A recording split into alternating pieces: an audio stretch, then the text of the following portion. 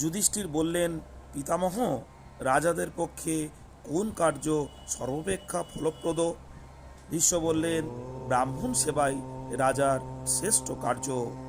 একদিন ইন্দ্র জটাধারী ও ভস্মলিপ্ত হয়ে ছদ্মবেশে অসুররাজ সম্বরের কাছে এসে বললেন, তুমি কিরূপ আচরণের ফলে স্বজাতীয় গণের মধ্যে শ্রেষ্ঠ হয়েছ? সম্বর বললেন, আমি ব্রাহ্মণদের ঈর্ষা করি না, তাদের শাস্ত্রীয় কথা মনোযোগ দিয়ে শুনি, তাদের মতেই চলি।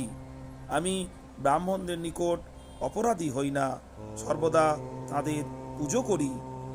মধুমক্ষিকা যেমন চক্র মধ্যে মধু নিষেক করে, তারা সেই রূপ আমাকে সদুপদেশে তৃপ্ত করেন। তারা যা বলেন সমস্তই আমি মেধা দ্বারা গ্রহণ করি।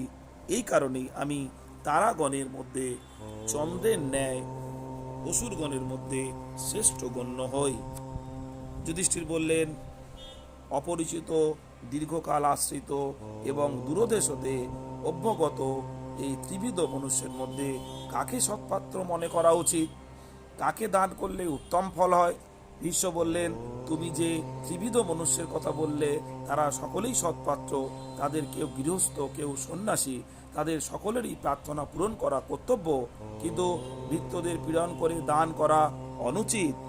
ঋত্বিক, পুরোহিত, আচার্য, শিষ্য, কুটুম্ব বান্ধব যদি শাস্ত্রজ্ঞ ও অসূয়াশূন্য হন, তবে সকলেই দানের যোগ্য পাত্র।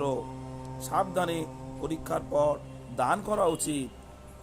যার অক্রোধ, সত্যনিষ্ঠা, অহিংসা, তপস্যা, সরলতা, অনভিমান, লজ্জা, সহিষ্ণুতা, জিতেন্দ্রিয়তা ও মনসংযম আছেন এবং যিনি অকার্য করেন না, তিনিই সম্মানের পাত্র।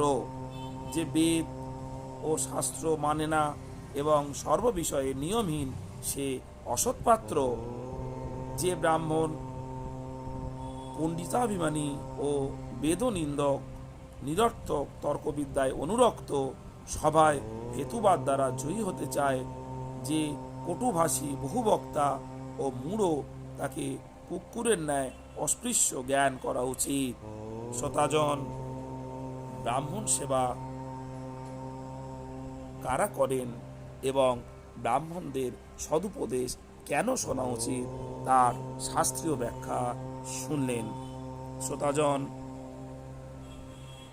আপনাদের যদি এই কথাগুলো ভালো লেগে থাকে তবে অবশ্যই এই চ্যানেলটিকে সাবস্ক্রাইব করুন আর বেশি বেশি করে লাইক করুন। নমস্কার, ভালো থাকবেন।